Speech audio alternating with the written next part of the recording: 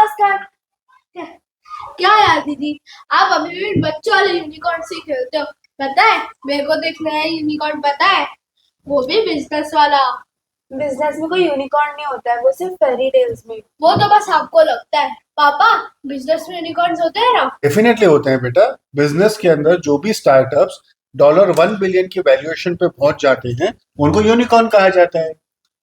पापा, स्टार्टअप क्या होता है? Startup is basically a concept. आप एक नया कॉन्सेप्ट, एक नया बिजनेस आइडिया या एक प्रॉब्लम सॉल्वर लेके उसको एक लीगल रूप देते हो बिजनेस का, और फिर उसको स्टार्टअप को रजिस्टर करते हो, तो उस तरीके से वो स्टार्टअप बन जाता है। विदित, पापा बहुत इंटरेस्टिंग कॉन्सेप्ट बता रहे हैं। Come and sit. ओके। पापा, ये स्टार्टअप यूनिकॉर्न कैसे बनता है? बेटा, जब कोई स्टार्टअप बहुत अच्छा बिजनेस करता है और वो वाइड स्प्रेड हो जाता है और उसके अंदर लोग इन्वेस्ट करना शुरू कर देते हैं, तो उसकी वैल्यूएशन बढ़नी शुरू हो जाती है, और जैसे ही वो $1 बिलियन की वैल्यूएशन पे पहुंचता है उसको यूनिकॉर्न का टैग मिल जाता है। बेटा, आप लोग कुछ स्टार्टअप्स के नाम जानते हो? Can you name any? I don't know. मुझे भी नहीं पता वैसे तो। सो बेटा, ये जो आप जोमेटो से फूड ऑर्डर करते हो, देन ओला कैब्स यूज करते हो, पेटीएम यूज करते हो, ऑल दीज आर स्टार्टअप्स। अच्छा, एक बात बताओ, $1 बिलियन को इंडियन रुपीस में कन्वर्ट करें तो कितना होता है? 100 करोड़। 1000 करोड़, इससे ज्यादा तो नहीं होगा। 8,500 करोड़। वाओ। मतलब वाह, उसकी वैल्यूएशन जब 8,500 करोड़ क्रॉस होगी, उस समय पे वो यूनिकॉर्न माना जाएगा। सो इंडिया का फर्स्ट यूनिकॉर्न कौन सा होगा? बताओ बताओ। मैंने तो कभी नहीं सुना। InMobi was the first unicorn of India जो गूगल और मेटा के साथ कॉम्पीट करता था फॉर ऑनलाइन एड्स। बेटा, याद है आप लोग, हमने last Sunday Shark Tank serial देखा था, शार्क टैंक इंडिया।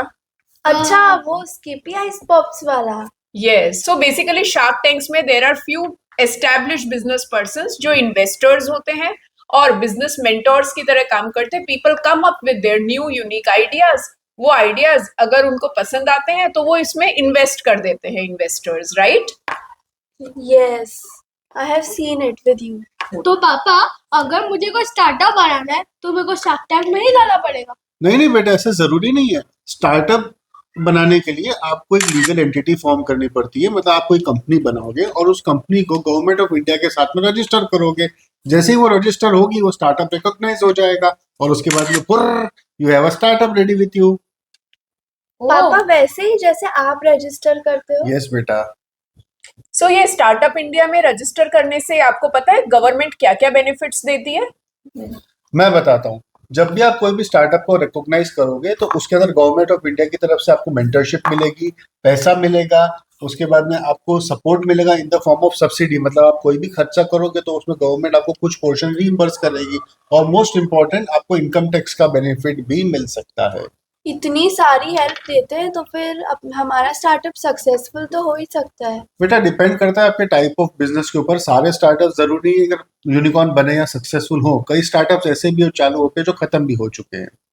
वैसे एक बात बता दूं, जो अभी प्रेजेंट गवर्नमेंट है, इसको स्टार्टअप गवर्नमेंट का नाम दिया गया है। कई लोग इसको स्टार्टअप सपोर्टिव गवर्नमेंट बोलते हैं, क्योंकि इस गवर्नमेंट के समय पे ही इतना स्टार्टअप्स का बूम आया, और सबसे ज्यादा स्टार्टअप्स आज की तारीख में रजिस्टर हो रहे हैं इंडिया में।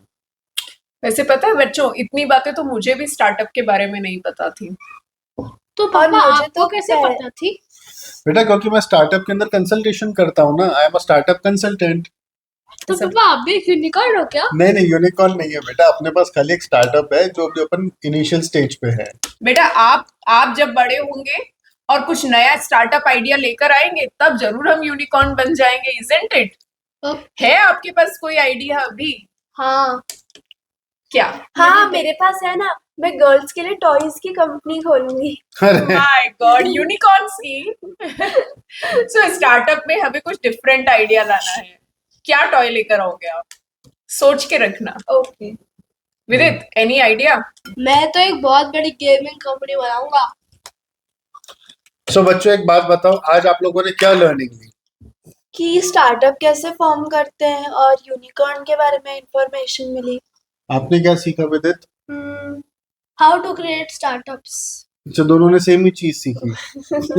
एक बहुत इम्पोर्टेंट मैसेज था आज जो हमने अभी बात की उसमें, वो ये था that instead of traditional business ideas, it's time now to come up with something unique, कुछ out of the box सोचे, कुछ नया क्रिएटिव ऐसा लेकर आए जिसकी अभी वर्ल्ड एंड सोसाइटी को जरूरत है. Isn't it? यस यस, इस फैमिली बोर्डरूम में तो इतना मजा आ रहा है कि मुझे तो अभी भी नेक्स्ट संडे का इंतजार हो रहा है. So see you guys next Sunday again in our family boardroom. Bye.